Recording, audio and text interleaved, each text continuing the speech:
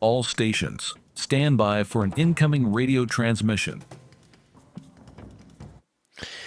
Hey, good morning, everybody. It's Bob K6UDA, and welcome to the Southern Idaho Preparedness Net, the live stream portion of the net here. Um, Good morning to good morning to Bill over there on the YouTube side, and let's see, what have we here? We have Jeff. Oh, we're going to do IFAK training today. That's what we're going to do.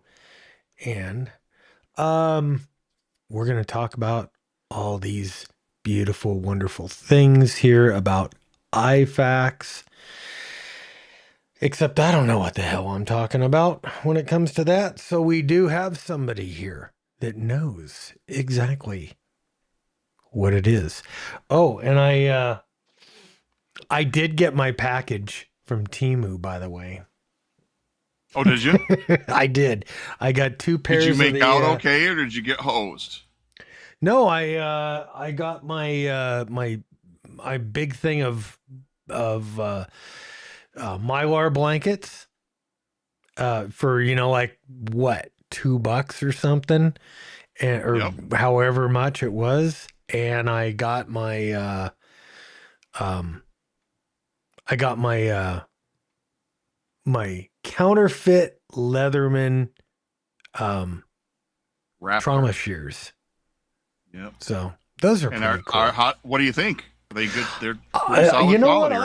Here's one of them here in the package. I haven't even opened it. I was gonna throw this one into. Well, you know what? We might as well open it. We got a couple of minutes here. Um, I was just gonna throw this into my big med box that I've got Mm-hmm. that I keep um out in the garage. Well, here, let's. Whoop. Comes with instructions. So here, let me switch over to this view, and these are actually, I put these in my IFAK, where I put a pair of them. Um, in case you don't know, hey, now it looks like medical shears, and very, very easy to fold them up. It's got like a little switchblade or a little button to push. Comes with instructions, all that good stuff. And think, I think, Mr. Jeff, are you going to explain how all this wonderful stuff when we're talking about IFAKs today? I'm gonna talk about them. Yeah, got them. Trying to remember if I left them in my bag. Now that you say that. I Yeah. Yeah, I have my IFAK. It's attached to my war belt, and I've got a dump pouch on there. I've got mag pouches, um, and then I've got it's a holster mounting system that I keep on there. So depending upon which weapon system I'm on, I could just drop a holster in that fits it. That's kind of how I do business. And you will notice, let's see, as we approach, I'm going to swap screens here. And our net screen is a little bit different because Mr. Skybridge took a shit yesterday. And it's sitting there, it turns on and it goes to initialize and it won't do anything else. And I was going to call Bridgecom and try to get them to fix it, but didn't have time. So today, instead of jumping back on to, and let me swap camera views here instead of jumping right back on my FTM 400. Oh, I've got a new little something over here. Instead of jumping back on there, and having the big delays that we normally had when we did that, we're gonna run. I think I'm running the whole net off of the mic. We'll see how it does. Because if it works here, that would be awesome. Then basically, I could do the net from anywhere in the world with one of these. Let's see, where do we need to go here? We'll put that one up for a couple of minutes. And this ought to be interesting. I know I'm gonna have to turn that down. Well, no, I can't.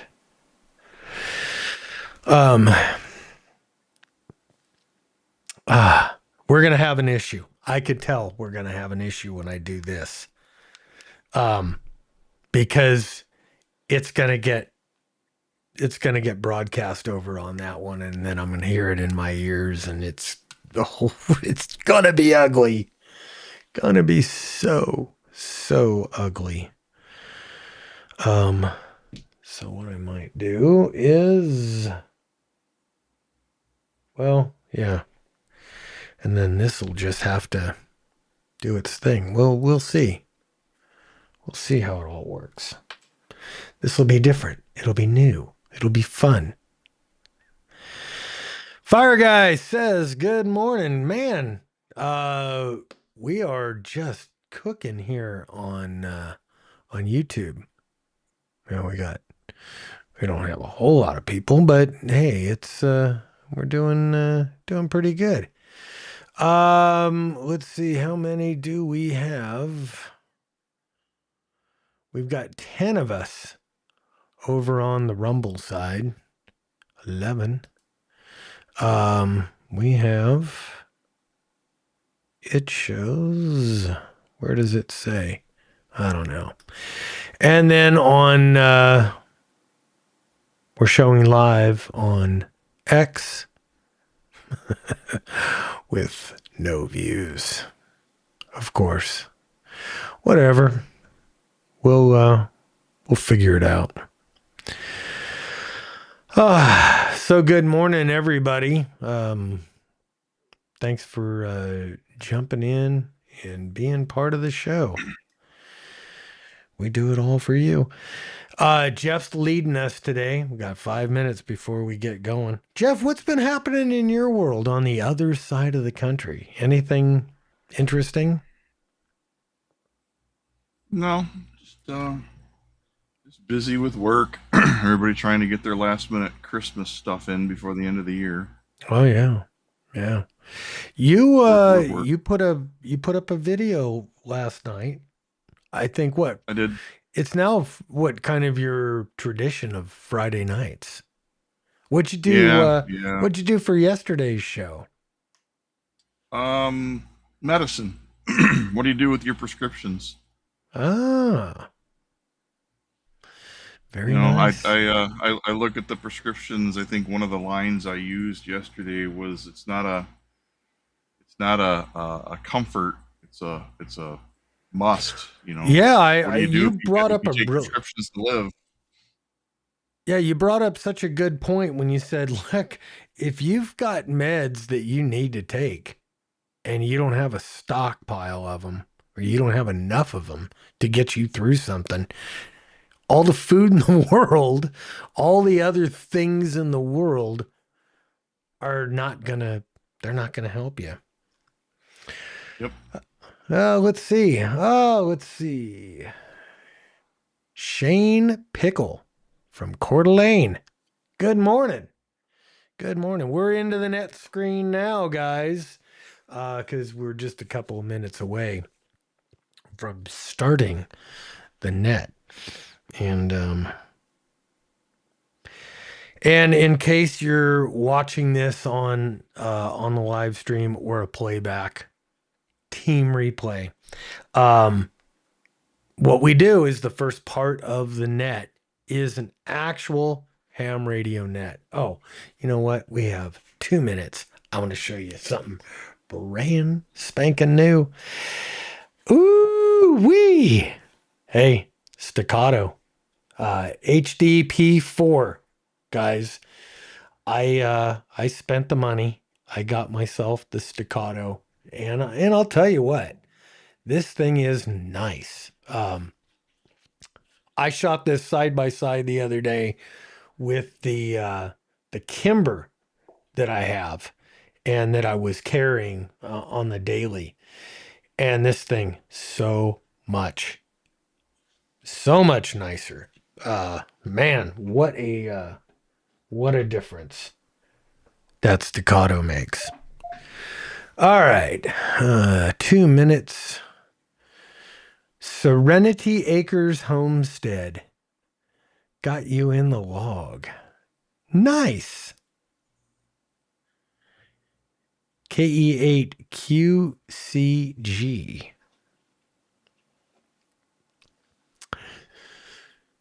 KE8QCG. Is that somebody you know, Jeff? From 8land? Yeah. Okay. Yes, sir. Very, very cool. Very cool. Yeah, guys, I am a huge fan of this Shark RF mic. Man, this Jeff, have you even thought about one of these? I mean, this could damn near I've replace. thought about it only based on your video, and it's definitely intriguing. I don't know. I'm Yeah, having a hard time getting up my freaking antennas, so maybe that would be a good thing for me to get. I think it actually would be, to be honest, for somebody in your position, in a you transit number Yep, one. Oh, and and it's travel time to for go. work. Yeah, we'll talk about that a little bit in a little bit. We're gonna, like I said, we're gonna run this whole thing. All right. Good morning. And welcome to the Southern Idaho Preparedness Net. I am Bob, K6UDA, your net control host this morning.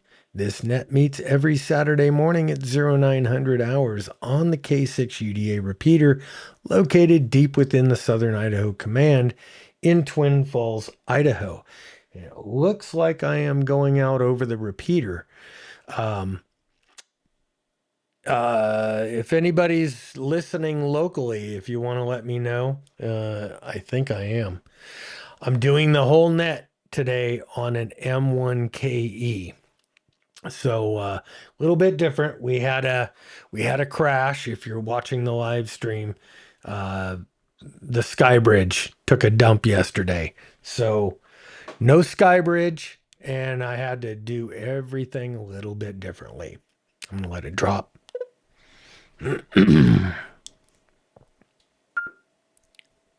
There we go. All right. The purpose of this net is the free exchange of information related to, and hang on here, let me shut that off so that doesn't, related to emergency preparedness, commonly known as prepping. We encourage deep dives into subjects related to food, water, shelter, personal protection, weapons, survival tactics, medical issues, communication gear, and techniques. I'm looking for subject matter experts to lead discussions on all these various subjects.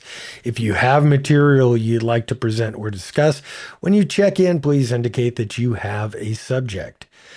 Although not primarily political, discussion of relevant political, cultural, or religious events are welcome within the context of situational awareness and survival.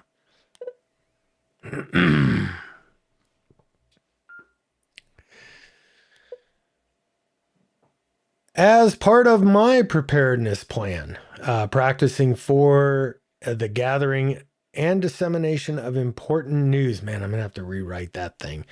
And important information to my friends, family, and the local community is what this whole net is all about. So, as training, we do what's called a sit rep or situation reports every week while times are good right now. Uh, I'm using general news stories that I find interesting, and I ask everyone here to contribute their own stories or sit reps, especially if they are in or near an affected area of an actual emergency.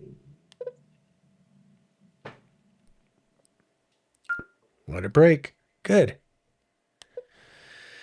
In order to give everyone an opportunity to be heard, I'm going to do check-ins and comments in the following order. We'll ask for local repeater check-ins, Wires X check-ins, YSF check-ins, and finally live stream comments. You're encouraged to check in with your first name, call sign, location, and how you're getting onto the net, i.e. the local repeater, Wires X, or YSF. That being said, do we have any local repeater check-ins?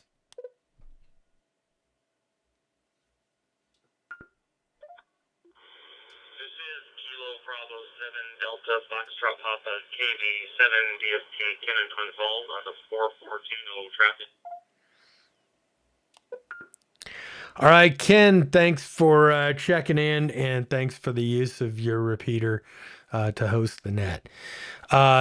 Looking for check-ins, local repeater, and local repeater check-ins. Come now.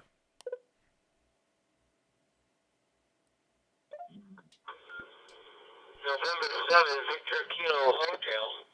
John, Kimberly, Idaho on the 442. All right, John, thanks for checking in. And I'm going to turn this up just a hell. Ooh. Yeah, nope, that ain't going to work. I thought we might have an issue. So you guys are just going to have to suffer through this little mic deal going across, going into the big mic. Check-ins for the Southern Idaho Preparedness Net. Come now.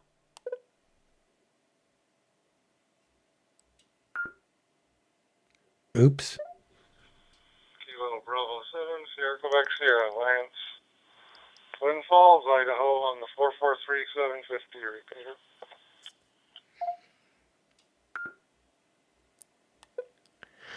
All right, Lance, thanks for checking in. And do you have any traffic for the net?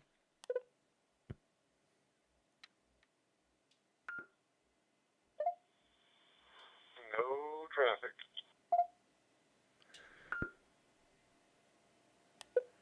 Very good. Let's open it up. Let's go Wires X. Wires X check-ins. Come now.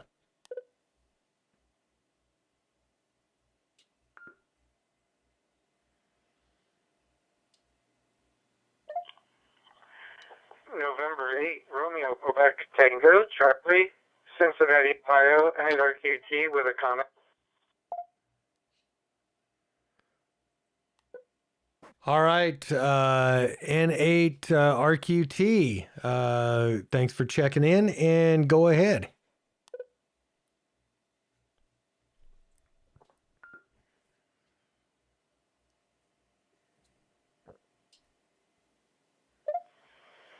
And I am on Wires X.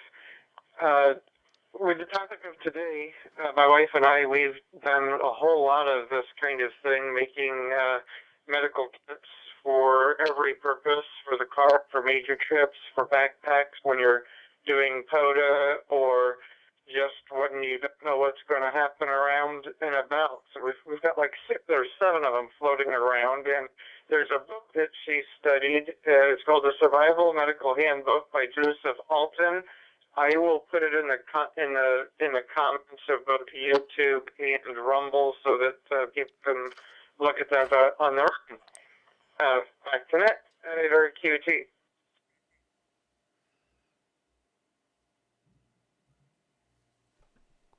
And let me let it click out. All right, N8RQT, K6UDA. Thanks for that. That is awesome, and I think we've got that up in the chat now. So that book is in the chat. I'll probably end up ordering that one. Looking for check-ins for the Southern Idaho Preparedness Net. We'll just open it up. Anybody, anywhere.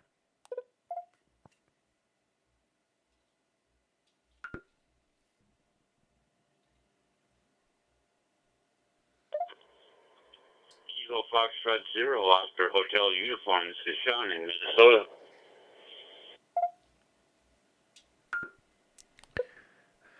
All right. Good morning, Sean. Good to hear you. And do you have any traffic for the net?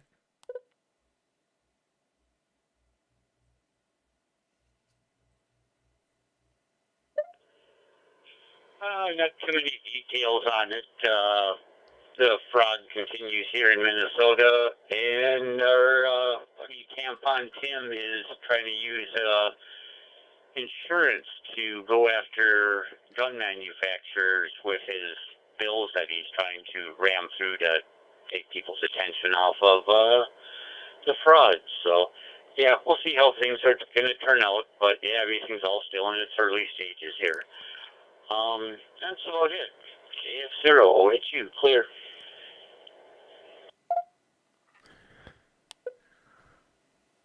All right, Sean, thanks for that. And thanks for being part of the net. I saw K8WSH on the board there. You want to check in, take a turn? Mm-hmm. KEWSH, good morning. Yeah, I'm interested in today's topic. It's pretty interesting how IFAKs came around from first aid kits. All that stuff happened, but I have them in the cars and then I travel. So I have one that's TSA compliant as well for traveling. So I'm interested to hear what's going on.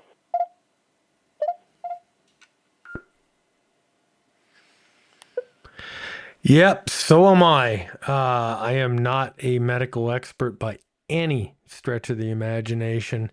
So Jeff is going to be taking the lead on this one. Looking for check-ins for the Southern Idaho Preparedness Net. This is K6UDA.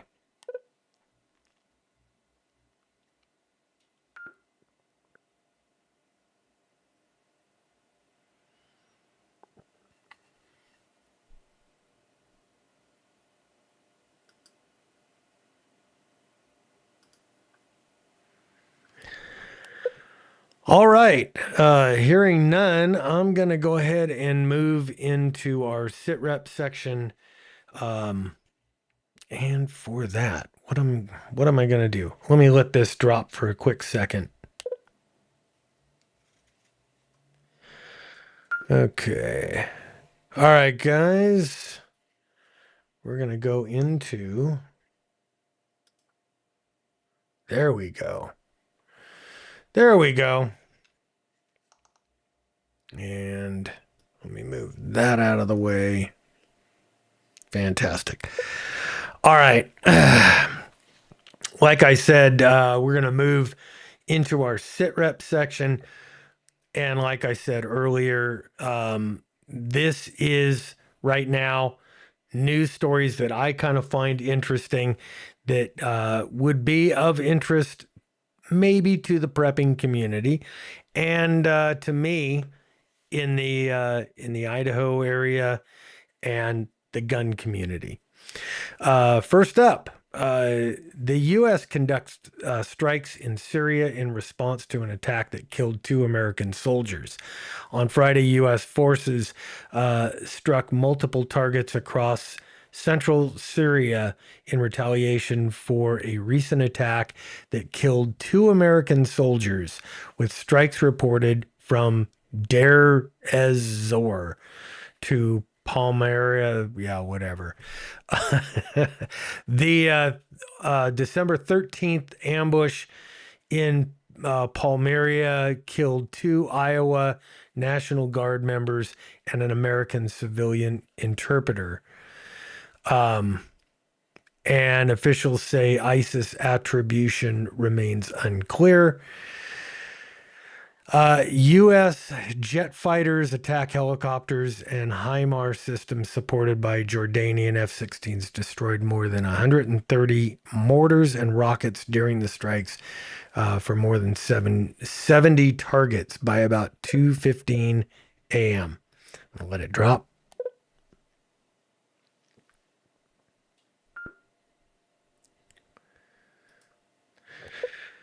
Let's see.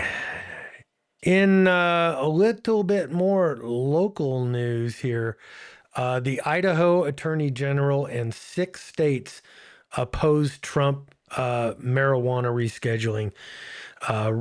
On Friday, Raul Labrador, the Idaho Attorney General, raised concerns about President Trump's Thursday executive order to downgrade marijuana to a Class 3 schedule.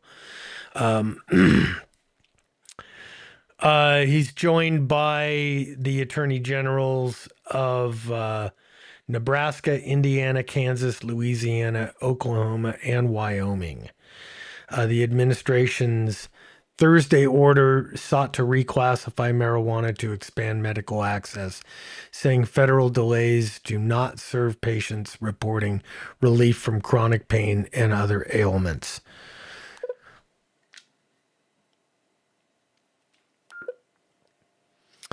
I have my thoughts about marijuana, and I mean, everything that I'd seen in 28 years of being a cop was pretty much bad, bad, bad when it came to marijuana. I get it. There are some people that have things like they're going through chemo and the marijuana helps. And you know what? Fantastic. I believe that they should be able to get it. Let's see. Oop, yep, I'm still keyed up. I'm gonna let it drop, and we'll get to my last one.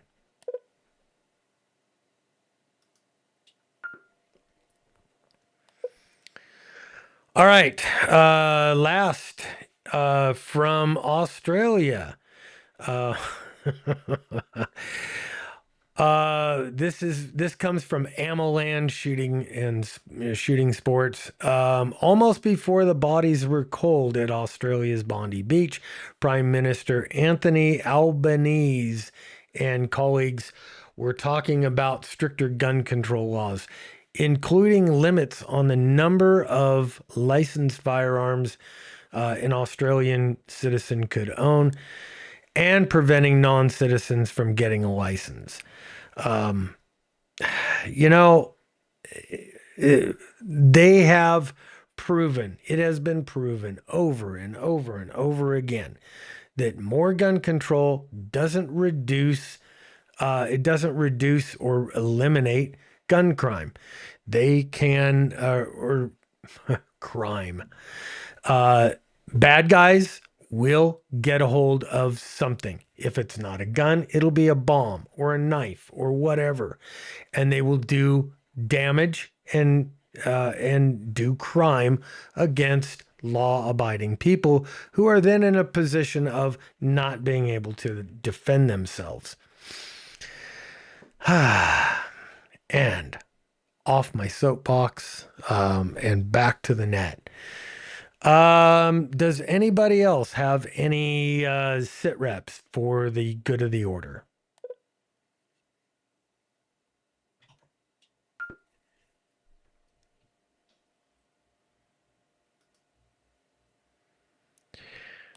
All right, hearing none. Does anybody have, or does anybody on the radio want to late check in?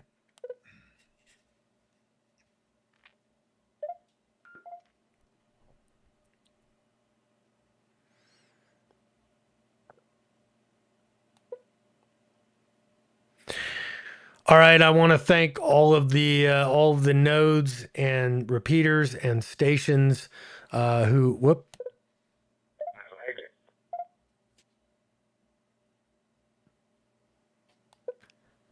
Hang on here.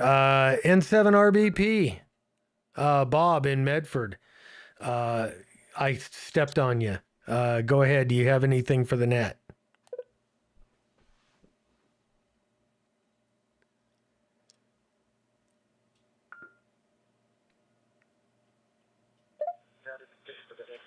Oh, okay. I was just checking in late, and I just made a comment about 1KE. I like it, and I love mine. Over. Fantastic. Yeah, I haven't met anybody or I haven't talked to anybody who said that they hated this thing. Man, it's kind of bomb proof. I'm trying to talk Jeff into spending some money and buying one so he could actually get on the radio portion of the net without an antenna. Bob, thanks for checking in. And let's see, any other late check-ins, and then I'll go ahead and close the radio portion of the net.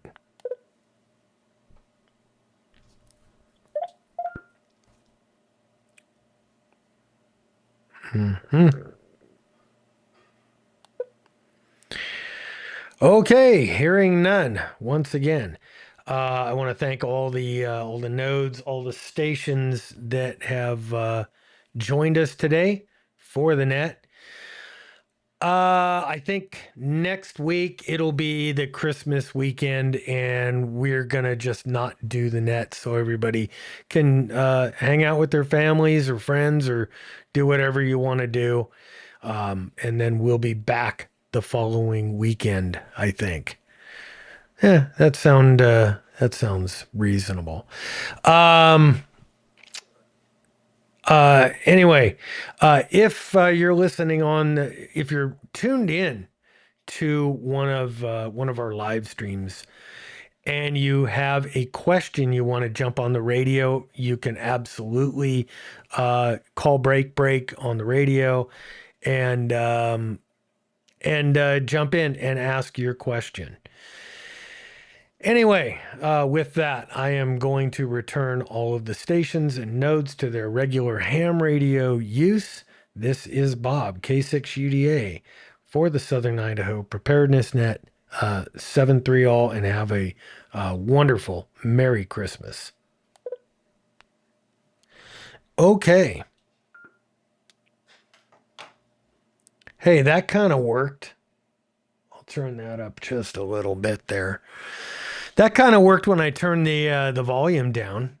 And It did. It was really nice being able to hear the feedback over the mic too. I could make out the call signs to log them easier. You could hear the over the yeah. You couldn't hear them on the other side when the normal way we do it. Well, I mean, like today, I didn't have the my radio turned on, so I didn't hear anything. Oh, gotcha. And normally, it's not quite as loud over the microphone like it was today because you had your mic close to the mic. Oh, it worked out good. Well, hey, maybe that'll just be the way we do it. I don't know. We'll see.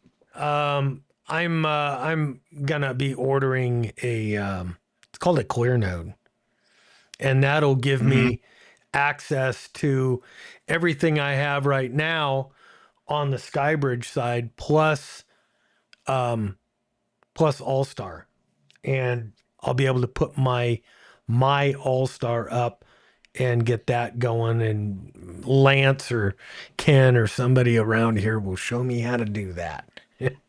And it will be just what it is.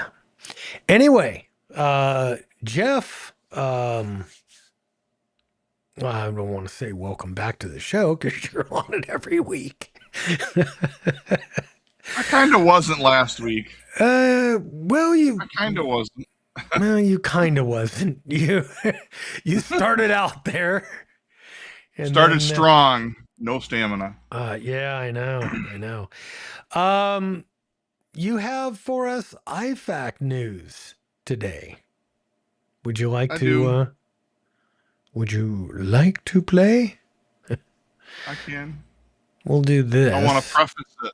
want to preface it by saying that where Bob says that he is not a professional, I want to state that nor am I. I used to play a professional in the past. You're It's more been of a many years professional than ago. I.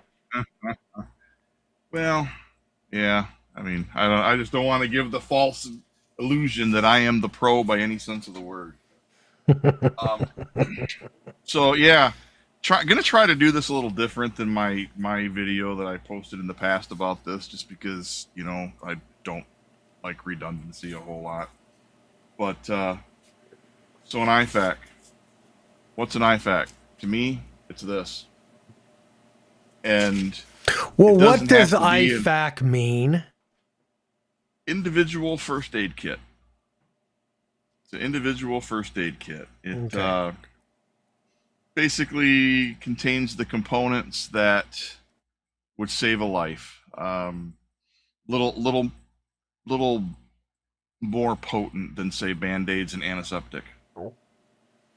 Things that allow you to sustain life until you can get to better medical care in the event of a true traumatic emergency. That's how I would define an IFAK.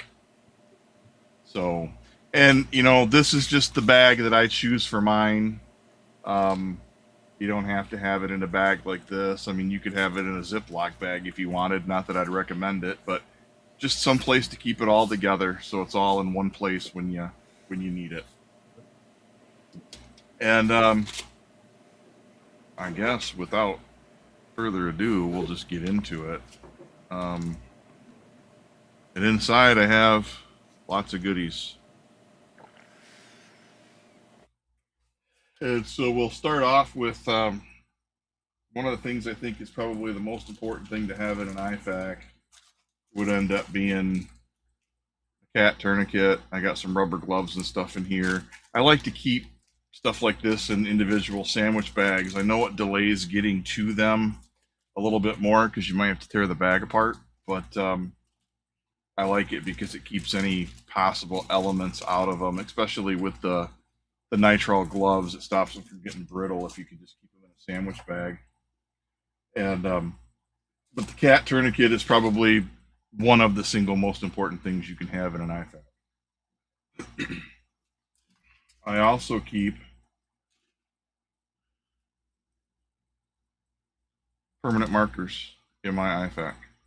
That is so that you can write things like the time that you applied the tourniquet on the tourniquet, so that you remember it when you get to a higher level of care. So you can document other things if you have other items that don't fit in an IFAK, like stethoscope, blood pressure cuff. If you're actually taking vitals, if you know how to do that, you can document that stuff, write things. Let's see, I don't really have a good order for this. Flashlight. In here, this is a little Olight. I keep this in my IFAK, and it takes one AAA battery, and I've talked about this in the past with battery operated flashlights. I like to exercise a battery rotation like I do with smoke detectors. And if you live in a state that observes time changes twice a year, I rotate the batteries with the time change. So basically every 6 months, whether they've been used or not, swap them out. I typically don't leave batteries inside my flashlights except for the one that's in my IFAK. That one always has a battery in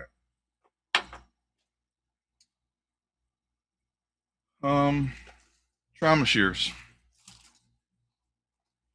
Y'all saw my trauma shears for the Christmas gift, but I actually have 2 pair in my IFAK.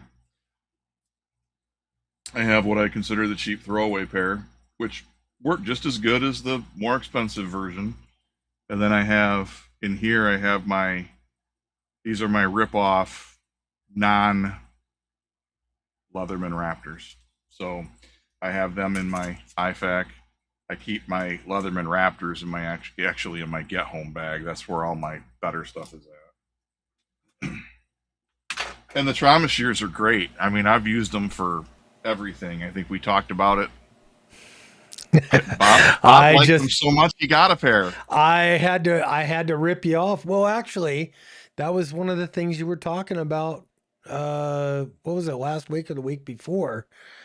Was some of your Timu finds. And Mm-hmm. these things were great. I was so impressed with them. Just watching you, I ordered them. They came the other day. I spent like $30 on Timu. I got a couple of pairs of these. I got about 100 Mylar blankets. I don't even know what else I got, but it's Did you coming. get any horse wrap? Yes, I did. And Did you? you know Okay. what? That's what I have to see I haven't even opened that other bag. That might be the horse wrap. Oh my, Gotcha. Mrs. K6UDA would be very, very happy. All right, I'll let you get back to it. Yeah, I like the trauma shears. I think the trauma shears are a great tool. I use them for everything. I think I talked about I used them to cut vinyl siding. I've used them to cut aluminum before. Um, they're great for if you have a true emergency where you got to cut clothes out of the way to bandage a wound. I wouldn't be without them. Yeah. I carry a triangular bandage, sling, the kind that you wrap over your shoulder, and you can sling your arm if you have an arm injury. And keep in mind, these are things that pretty much everything in here is in the jump kits that they carry on ambulances. What I did when I compiled my IFAK together is I tried to put the things in it that we used on a regular basis in the ambulance. So there's a lot of things in a jump kit in an ambulance that doesn't get used. And so I figure based on the years that I was on the rig, what I used on the rig probably be important to have in an IFAK. And what I didn't use on the rig, I didn't bother with.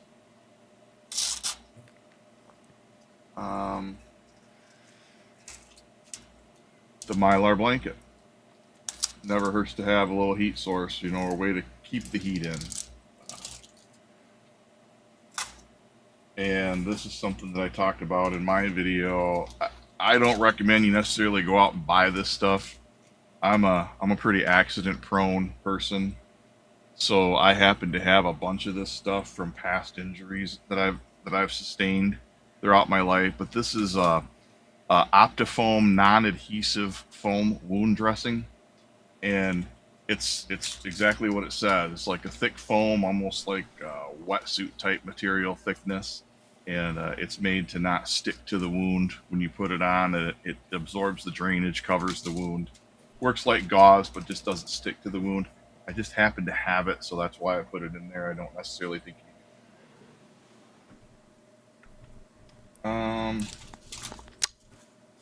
We have a question. yes, sir.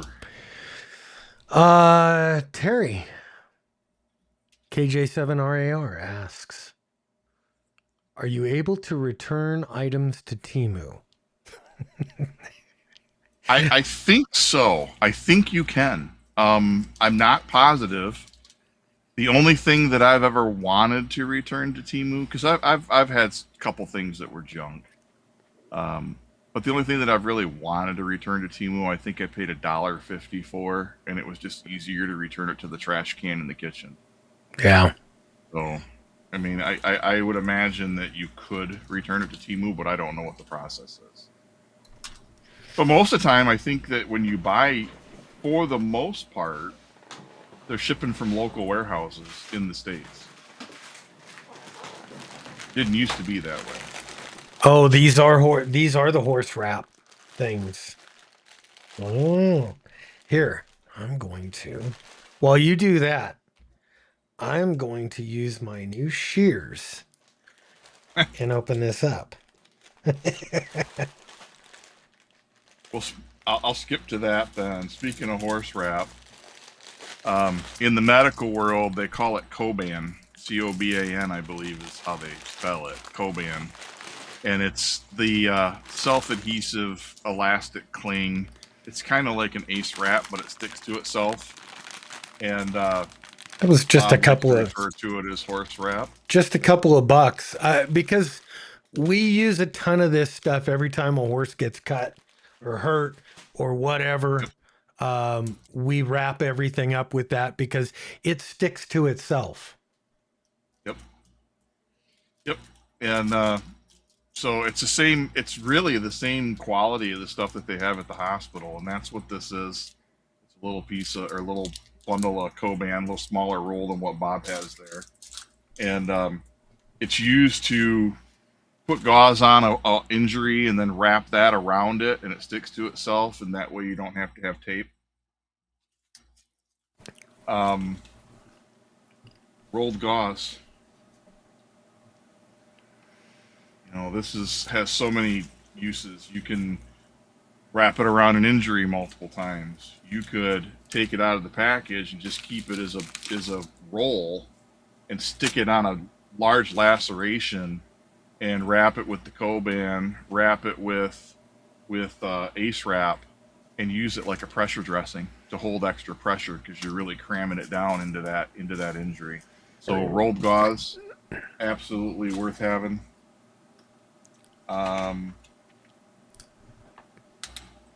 Vented chest seals. They have vented, non-vented. The vented typically cost a little more. I'd recommend getting vented. That allows the air to escape. If you've got a puncture into the chest cavity, it'll let the air escape but won't let new air get into the cavity. Typically you want to allow the air to escape so that it doesn't build up pressure and cause like a tension pneumothorax where it tries to shift your lungs and your trachea a different direction under pressure. So you definitely want to do the vented and pay the couple extra dollars for the vented. I have some hemostatic gauze. It's green, so it can't see it through my green screen. Looks right through it. What exactly is that for?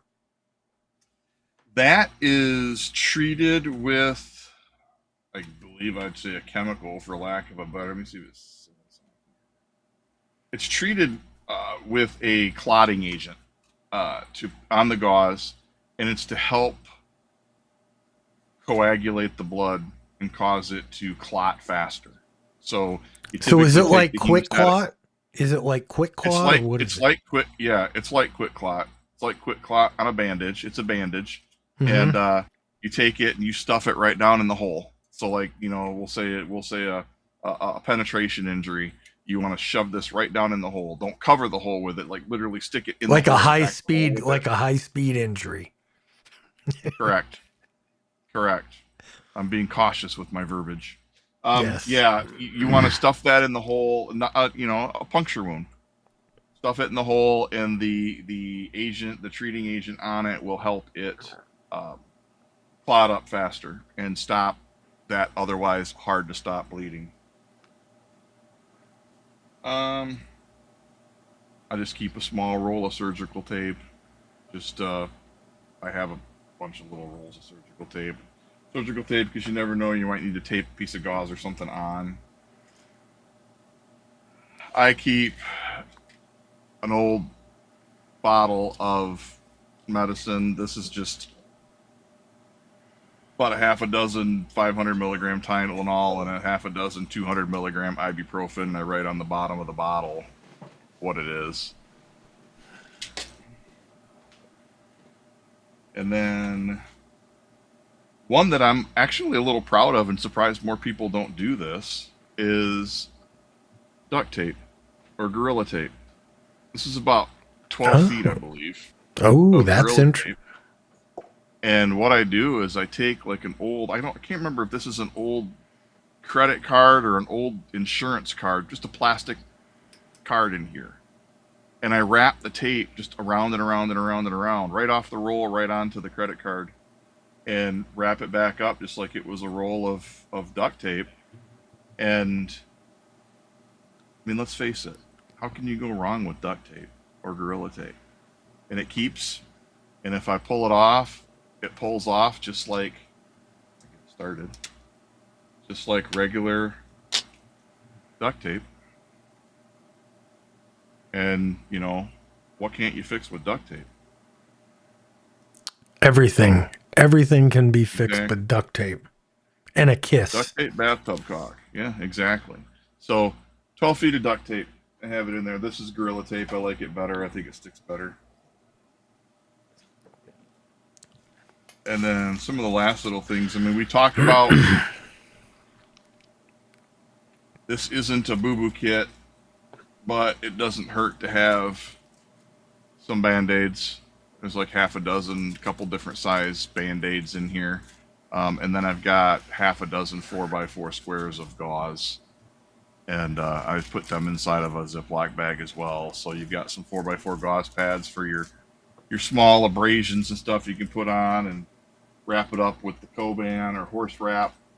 You got your gauze roll that you could wrap up with your Gorilla Tape and make a pressure dressing out of it to stop a deeper, more severe injury. And that's it for what I have in my IFAK. Pretty basic. I mean, there's certainly better versions. There's certainly worse versions of an IFAK. No, I mean that looked great, and it's so much more complete than mine because I really don't know what the hell I'm doing.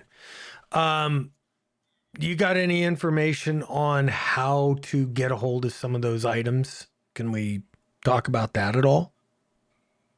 Sure. I mean, well, you already showed where you can get the Coban.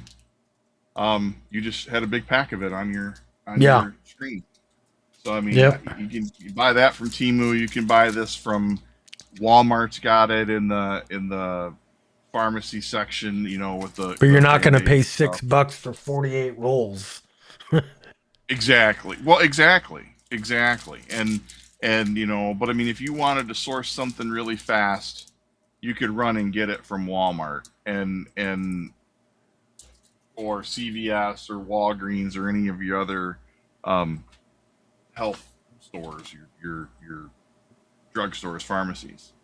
The chest seals, the hemostatic gauze. I mean, again, I don't know if you can get them at Walmart, but I mean that's the kind of stuff that I'm like, hey, some of that stuff I've never played with. That wasn't part of it wasn't really part of our training. Ours was kind of like, sure. Hey, here's your tourniquet, and wrap that thing about as tight as you can get it. Cut off everything to that leg or arm. Right. Checking to see if they have different versions of hemostatic gauze on Amazon. Oh yeah, they do. They've got hemostatic gauze and quick clot and all that kind of stuff on Amazon. Oh. I don't know if the pharmacy has it. I mean, I used to buy stuff from medical supply stores. I'd get them from the same medical supply agencies, and don't ask me to name them because I can't remember their names. It's been quite a few years since I've been on an ambulance, but I used to buy from the same places that we would buy to stock the jump kits on the ambulances. Okay. But I mean, quick clot to me, quick clot's quick clot. Kind of like gauze is gauze. I mean, I don't think it matters where you source gauze from. It just needs to be gauze, and it should be sterile. Places that we would buy to stock the jump kits on the ambulance. Oh, okay. What'd you do to me? I screwed up. There's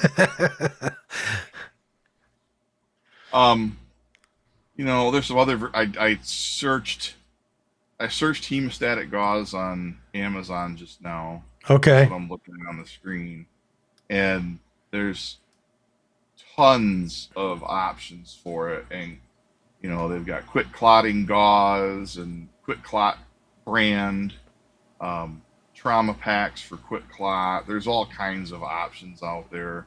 There's Rhino Rescue does a 6-inch Israeli-style emergency bandage, which is a compression trauma wound dressing. Which to me, that dressing, that's for one. Could be for one. Let's see. Sorry, I'm getting okay. It's 5 count, 5 count for $35, and that's basically a trauma wound dressing. To me, this is almost as good. I mean, it's just a roll of gauze, and you could use it like a trauma dressing if you don't unroll it and pack the wound with it. So, $35 or a couple bucks. I'm trying to pull this up on Amazon, and if I'm successful, God, I don't even know how to spell hemostatic. Hemo. HEMO, HEMO. Hemostatic gauze, and then if I get it, I will throw it up on the screen here next to you. Let me go back to here. Give me a second. I'm gonna go. Oh, well, that's gonna take my picture and run it there. So there's some hemostatic gauze. What else is important there? I've got In there's there, all the quick clot stuff. So that's yeah, the stuff that it's you all want to. treated with the same type of stuff. That's It's the all stuff treated that with the you quick want to clot just agent. stuff into a wound to clot it up if it's like bad bleed. Yeah, I wasn't in the military. I tried to. I wasn't allowed to be because they said I had ruptured eardrums. But that stuff there is like a gauze with the treating agent on it that helps clot the blood. Okay. I take that as the same type of stuff that you'd see in the old war movies where they would dump the powder in the Mm-hmm. wound to help clot it up. It's the same type of theory with that. Okay, and what else can we put up there? What other important things? Yeah, I didn't really have anything else other than No, I like mean that the you've horse. already talked about that I could put up Yeah, there like from the Amazon. horse wrap we did. The horse wrap we did from Okay. Timu, but I mean you can search Coban. I think Yeah. it's COBAN. Okay. TOURN tourniquet kit. Let's pull up tourniquets. And which one are you looking at the screen here that I'm on? This is the North American Cat Yep, Combat. I think highly recommended. that's something that we were issued when I was working. Yeah. And do they have a lifespan where you should throw the thing away and get a new one? Good question. I don't know. I don't know. I don't think they have an expiration date. I Okay. think it's more of a. I think it's more of a. Once you use it, then you throw it away. No, not even then. They're Well, meant to be because they're reusable. probably because if somebody gets, say I put that on me, and I mean, let me do this. Say I put that on me, and I Mm-hmm. then go to the hospital. They're probably going to cut it off, right? At some point. So they're gonna they're gonna take a pair of these and they're gonna go snip. So it'll be useless anyway. But Yeah, I mean, yes, they should be considered single usage. I mean, if for yeah, nothing else, it's for the biohazard of having the blood on them. yeah. But Then let's see. Triangular bandage. But you had a few things. Okay, there was the quick clot thing. There was this triangular bandage, you said. And yeah, what's to the use as an arm sling. big thing of gauze? What's the big thing of that you said you could either Just wrap it gauze. up the way? Just gauze. Just gauze. Gauze. Rolled gauze. Rolled gauze. Gauze. Gauze rolls. There you Oh, go. and should there be not these, right? Oh, hang on here. Let me go back to that. Not these kind of rolled gauze, is it? Could be. Could be. Why not? Okay.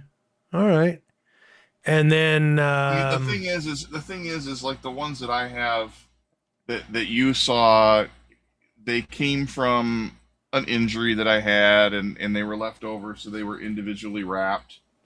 You might want to look to see if they're individually wrapped, but if they're not, you can always put them in a Ziploc bag just to keep them out of the elements and keep them clean. They're not going to be totally sterile. mhm. And then 4x4s or Four by fours. Yep.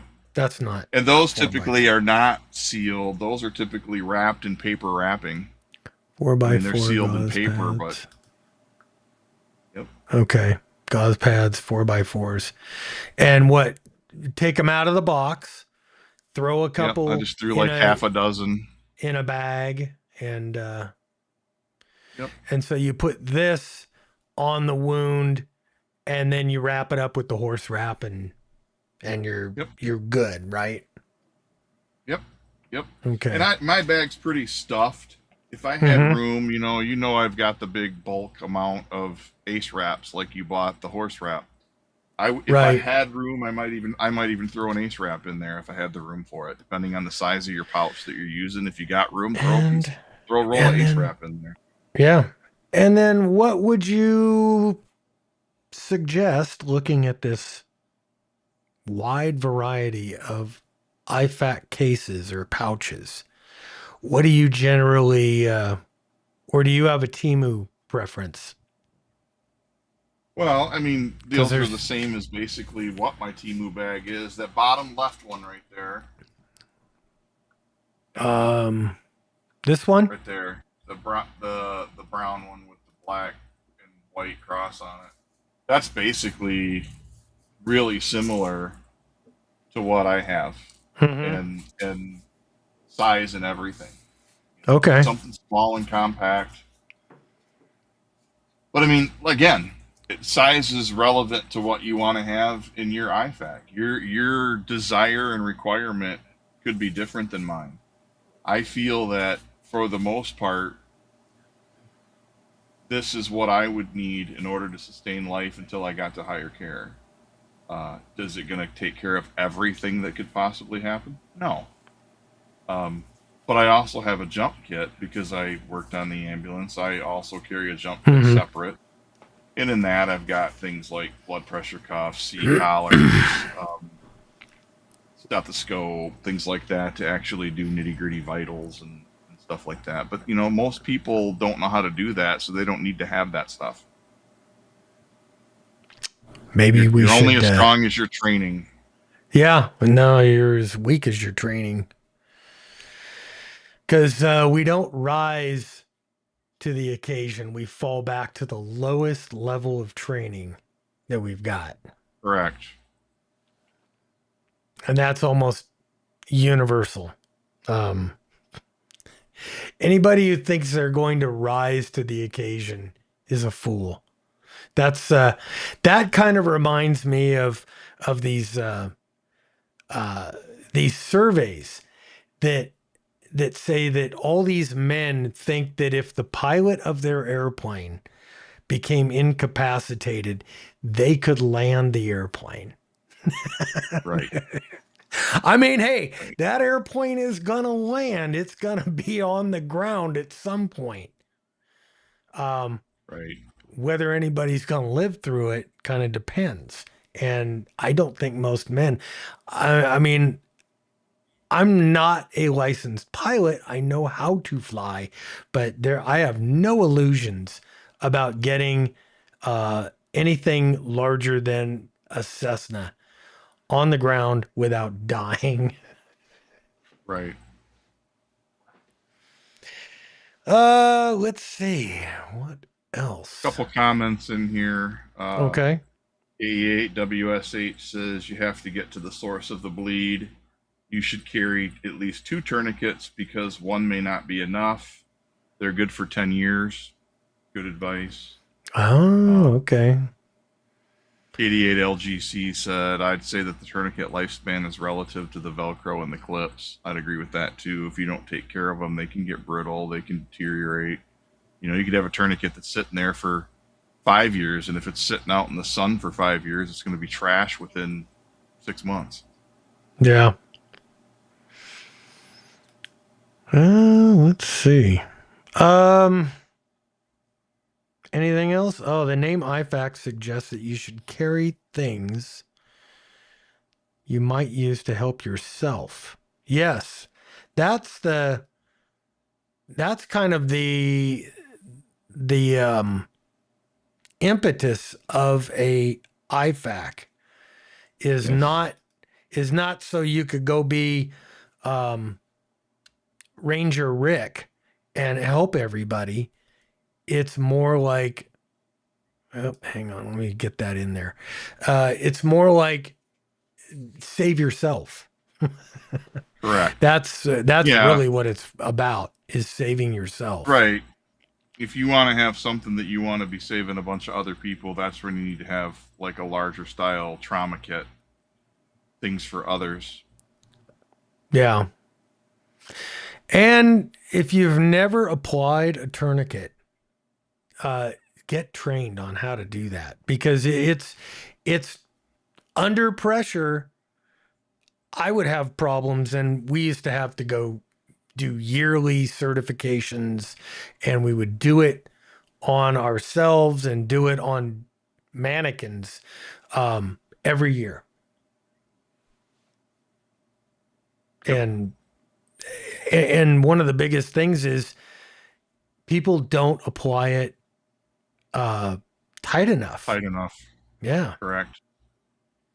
LGC said, and what you carry in your IFAK might change depending on your activity. That's very true. Very true.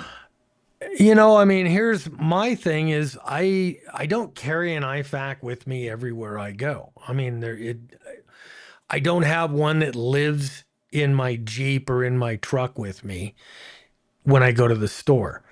But I carry one on my war belt. And so every time I go to the range, whether I'm running out into the desert here or I go to a formal range, I have my IFAK with me. And it's set up more for a bullet wound. And I don't care Because that's what you're taking it for. Yeah, that's what I'm taking it for. Yeah. So, am I an expert in using it? No, hell no. Have I ever had to use it? Do you not have a get home bag? I do have a get home bag. Do you don't not keep carry it. an IFAK with your get home bag? I have a small medical kit, and it's wholly inadequate. It's a boo-boo kit in that, and I need to rethink it, because that's really one of my big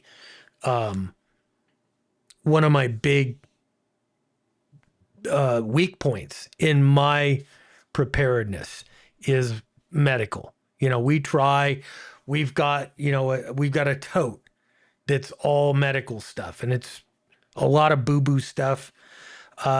Neither my wife or I have really any medical training. I've gone through, I used to do the yearly CPR thing, the yearly first responder thing. When I became a dive instructor, we had to do the oxygen things, so you could, then apply oxygen to people. And, it was stupid stuff, and I've never used it in real life. And so I don't train on it, which is a problem.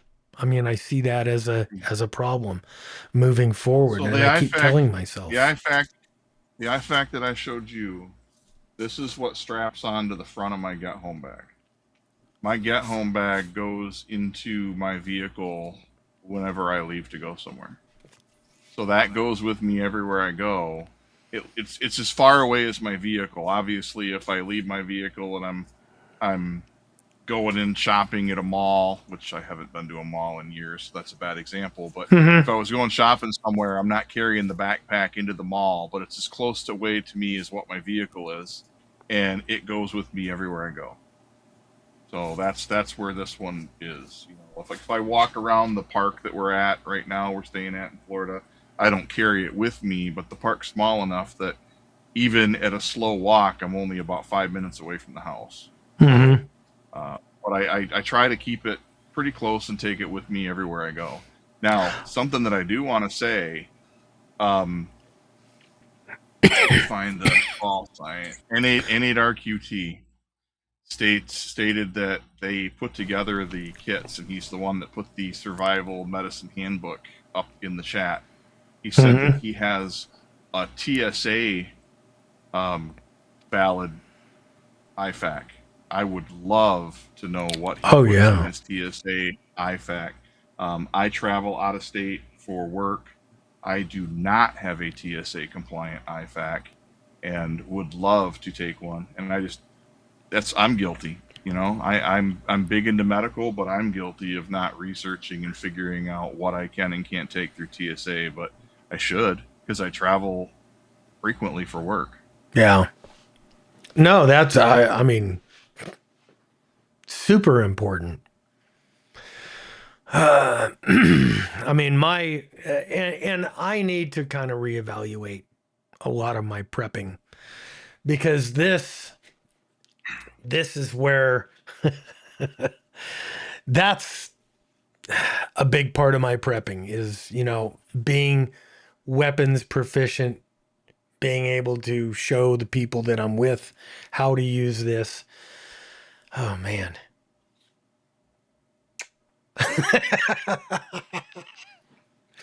I just got this, guys. Hey, if you this is brand new and I just had to show it off. How many rounds have we put through it? I took it out one day. I probably put 200 to 300 rounds through it. So enough to know that you love it. Yeah, I mean, I put that up against like back to back with the Kimber double stack 1911 that I was carrying. And this was so much better. I mean, it was like night and day difference when you're shooting it back to back. Big fan of that. I saw a video last night on some guy did a review, and he's another left-handed shooter. He doesn't come from the law enforcement world, but he was like, "Oh, this is a huge fail for me. This thing is not any good." He said, "You know, this was built to check mark all the boxes for agencies to go by." The things that I'm not wild about, I like a grip safety. I like a traditional 1911 grip safety. This does not have it, but it has a different thing in there that could have affected the way that the trigger works. And this is empty, no mag, no nothing. I emptied it. So when you depress the trigger, it has a little tiny bit of mush, but the brake on it is just really good. And then the reset is crisp. It's right there. There's almost no mush. I don't even know how we got on this. Let me put that away. I mean, but that's my thing is defense. Right. It is what it is. And I need to work on the things that I suck at. And medical is something that I suck at. I have, my next door neighbor is a doctor. So I've kind of relied on the fact that, okay, he's got the medical thing, you know, if we had a big collapse kind of a deal. he's got the medical, and he'll be the medical guy. I'll be the security guard guy. I hope he's not a podiatrist. No, he's a general, GP guy, and he specializes in older people like me. Well, that's good. They have that next door. Yeah, The older you get. it is. And what's funny is when I was back in California, the TSA kid is everything but the scissors. Okay. Um, I'll put that up in the main window. Yeah, when I was out in California, my next door neighbor again was an emergency room doctor. So I always kind of felt like, okay, I got this handled. This part of the neighborhood prepping journey is done. I don't have to worry about it. My best friend, he was a paramedic and a firefighter. So that's always been something that I just kind of let it go. It's like, yeah, I got to do what I got to do at work, and after that, I'm working on the stuff I want to work on. Now I probably really need to rethink things. And you're right. I probably need to put an IFAK in the car. Like in my truck, if I put an IFAK in there, it's going to be in the 100-degree heat. It's sitting there all day long for days and days. That's my problem. Is I always think, you know what? It's just going to get ruined. Everything's going to get ruined quickly. I agree, and I take the extra effort. Like my get home bag, it doesn't stay in the vehicle. Okay. It literally is. It's my man purse. It goes in and out of the house. It stays in the house. I take it out to the car when I leave. It sucks. It's something extra to carry, but it's just a step that I take. Mm-hmm. Yeah. And I probably need to do that. I keep my get home bag in the shop so I could throw it in when I'm, if I'm going anywhere, I say a substantial distance, more than 10 miles from the house. Then I go, okay. Otherwise, if it's a 5-mile walk, okay, maybe I'm walking for an hour. And, right. No big deal. So, but. And I learned today that if I relocate, I need to do like you do and go interview potential neighbors and find out which ones are doctors before I pick which house to move into. That was just by chance.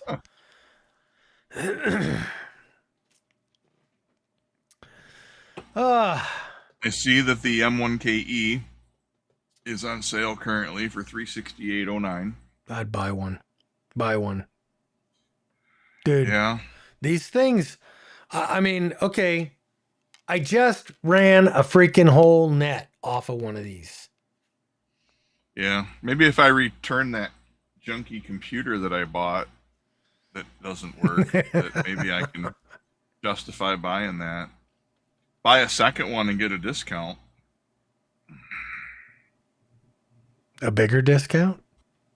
I actually might buy another one. It says buy. If you buy two. Oh yeah. So if you buy one, it's $367.87. If you buy two, they're $359.70. So it's not a huge discount, but it's a little bit off each. It's a little over $700. It's cheaper than that computer that doesn't work. So guys, when my computer burned up last week, that was an updated computer. So I went and bought a brand new one for this week. You can see that I'm not using it this week. So what's the matter with that new computer? New computer just doesn't seem to have enough juice, even though everything I've read says that it does, to run the OBS studio that I run to do the show, to give me my background and my cameras and mics and everything all tied together. It just doesn't seem to have the juice to run the graphical interface, and it stutters. And so I'm back on the one that I overheated last week. It's sitting right up next to the camera, directly in front of the air conditioner, blowing into it so it doesn't overheat, and it seems to work. So maybe we'll stick with that one, and we'll Maybe it just needs a bigger fan. Well, it needs a bigger case. But the problem is it's an old Dell, and Dell's got proprietary stuff in it, and you can't just swap the guts over to a new case because Dell's got everything proprietary inside, kind of like a Mac. Everything's Right. proprietary, and you can't just put a bigger case with more fans in there. And so I don't know. I got some more things I can do to it, I think, to help cool it off a little better. Yep. Let's see. Oh, K Falls Bob was asking Kie's Warmer. I am curious about the direct encrypted IP connection with anyone with another unit. Can it be is it? See, it's supposedly these things will do encrypted radio messaging over IP, kind of like an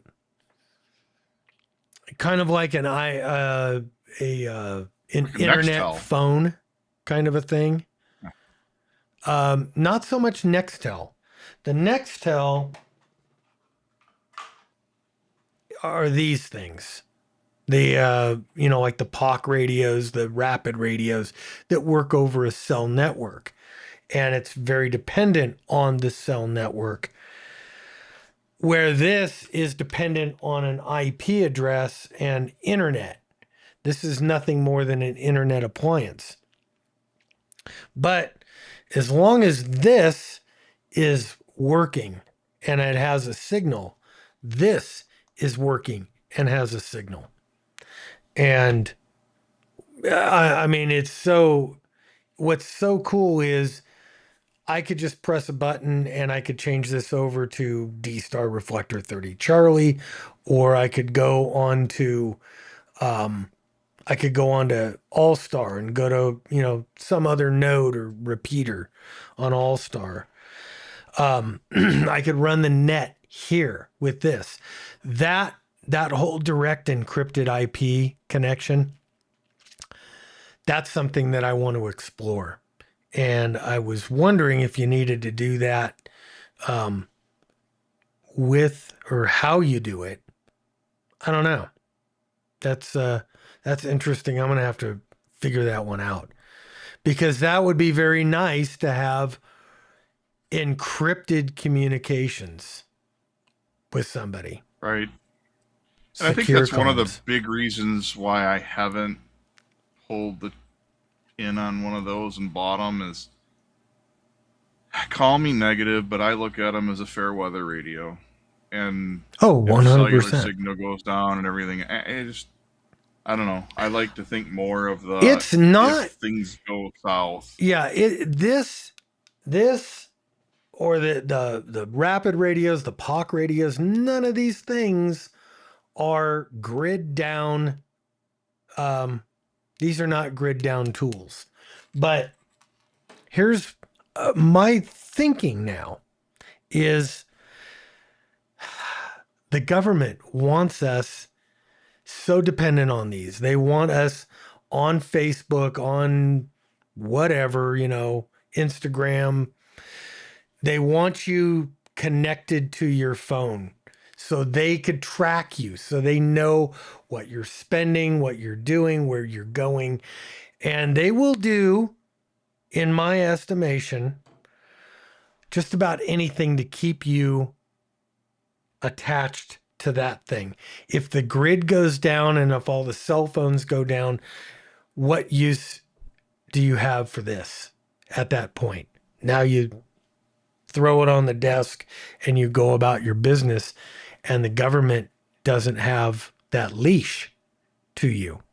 So my thinking is now that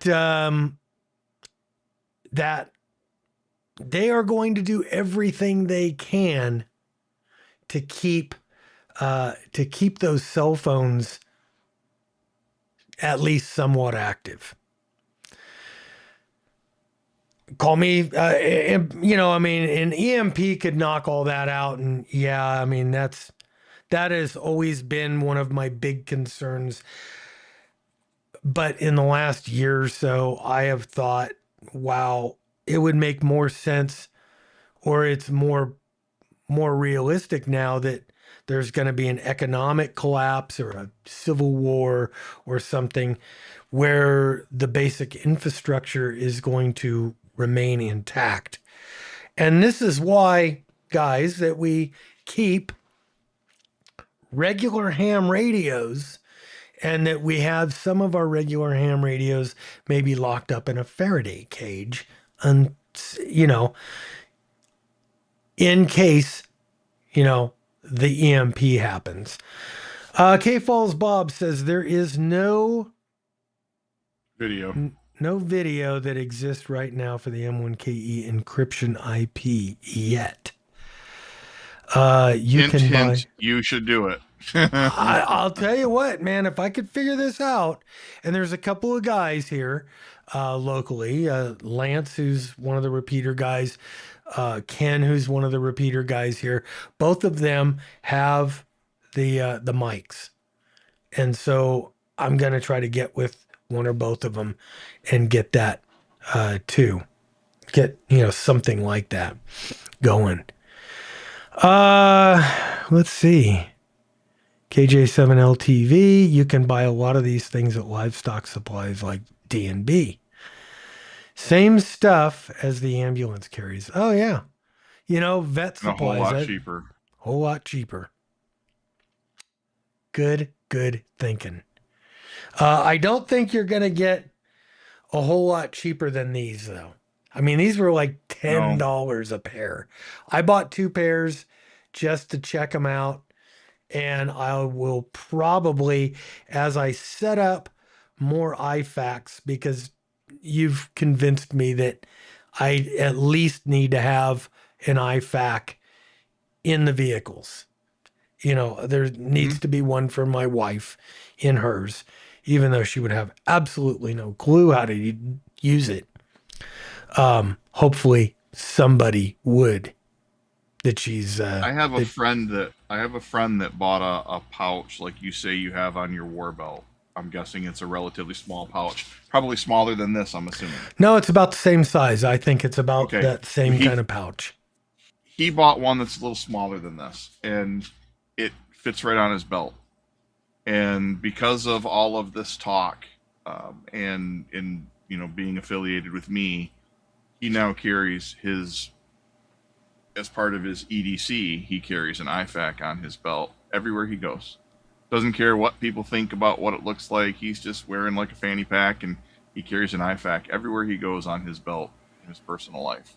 I think it's awesome. I don't do that, but I don't wear belts very often. I mean, I live down in the land of shorts and tank tops, so I don't wear a lot of belts anymore. But I think it's awesome that he does. Yeah, I mean... I don't think you can be too prepared. I don't think there's such a thing. Yeah, no, I agree. You can't be too prepared. And that's why, I mean, I don't leave the house without this or another pistol on me. And, I think my... like I said many times, my downfall is the medical thing. I got to start stepping my game up. I really do. Oh hell, because I love this thing. Let's talk about this a little bit more. You're really trying to make me buy one. You know what? I think that would be an awesome thing, because you could literally at any time. Here's what I think. Let me put this in my prepping mindset here, because I think the government wants us so attached to these cell phones, and they do not want us to abandon these under any circumstances. Because if there was a mass abandonment of that technology, they can't track us, number one. They can't track our spending, number two. Where we go, what we do with those things, they have so much information on us. It's crazy. It is. You could take just that cell phone, the GPS information that thing is putting out, and you could say, okay, on Tuesdays, this guy goes to D&B in Twin Falls, and he's there for a half hour or whatever. So they know where you're going. They know how long you're there for. They can also put together that if I meet somebody, their phone is pinging a location, my phone is pinging a location. And so now there's an association. It might be a nothing. It might be the association of two totally random guys going to the same store on the same day because it's I call it geezer day, but they give a discount on Tuesdays at D&B. Shameless plug for them. But it could be just that coincidental. Two guys going to the same place, the same time every Tuesday because they do. But it also could be that Jeff and we meet and we train or we plan or we do anything. And let's just say the government wants to find out who all the associates of me possibly are. Well, you go through all that cell phone information and you're going to find out all that stuff about me. And then you go through, okay, where's he been? And here's the cell phone information for other people who have been in his vicinity. And then you do investigations on them.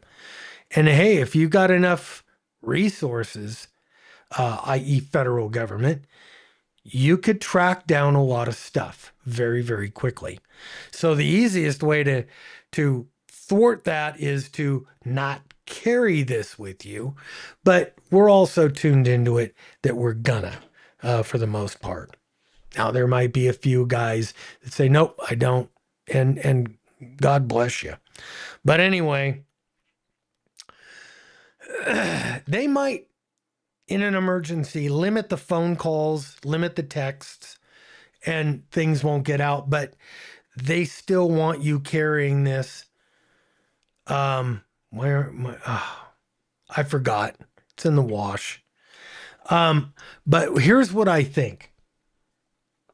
If you have internet, so you can stay on your leash, I think this still might work. I think. Same thing. This works off the cell towers, which the government wants to keep up as much as possible. They might limit or they might really track the phone calls, but this is using an older part and a different type of radio signal than your phone is. So I think there's still a chance that this might be left untouched and kind of forgotten about. Just my little opinion there. Jeff, you got anything else? It's about 10:30. I just want to know about this comment from Terry, who wants to know why you're not wearing your new Christmas shirt. It's in the wash. It's in the wash. Oh, It's I gotcha. It's the Nakatomi Plaza Christmas Party 1988. Really? It is. Okay, that'd be cool. It is a wonderful Christmas shirt. Yippee-ki-yay. Nice. No, I don't have anything else. I've been looking at the M1KE since you purchased it. I've thought about it. I don't know. Maybe if I return this computer over here and get my $1,000 back, I'll consider buying one. We'll see. Hey, you're The first step rich. is going to be You're getting the rich. dang antennas up. You have an actual job. You can work a day of Yeah. overtime and afford one of these things. don't I get think you would overtime. What are really you talking enjoy it. about? I think you would I really probably enjoy it. would. I probably would because I could take it with me when I travel, and that would be nice. Here's a huge thing. It's not a radio. Next year, I'm going on a cruise, going on an Alaskan cruise. I don't know of a cruise ship, certainly not anyone that I'm going on, that allows ham radios. For the most part, I think most of the cruise ships, excuse me, have banned GMRS radios and FRS radios. They just don't want them on there. So they go through everything you got when you get on the ship. Oh, what is this? This is a little internet device that I can monitor the internet with. Oh, that's all it is. Doesn't put out any RF. It doesn't do anything. I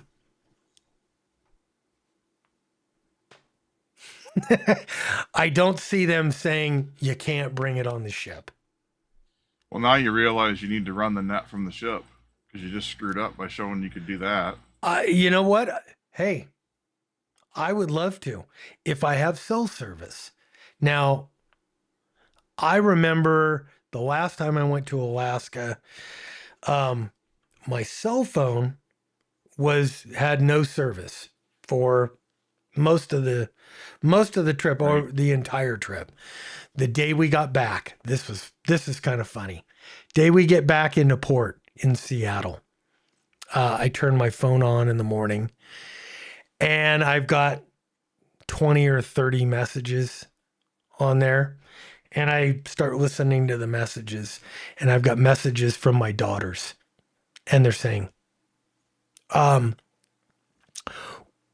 we had a little get together and it got a little tiny bit out of hand.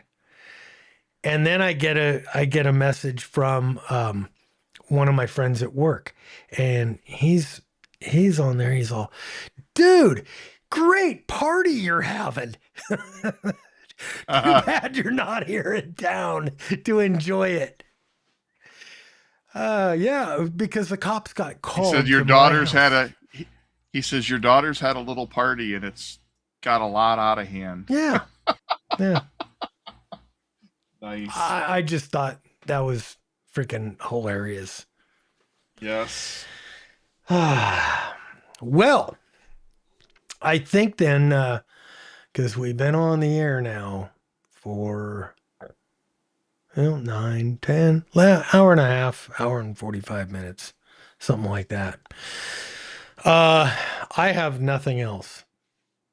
Does anybody else have anything?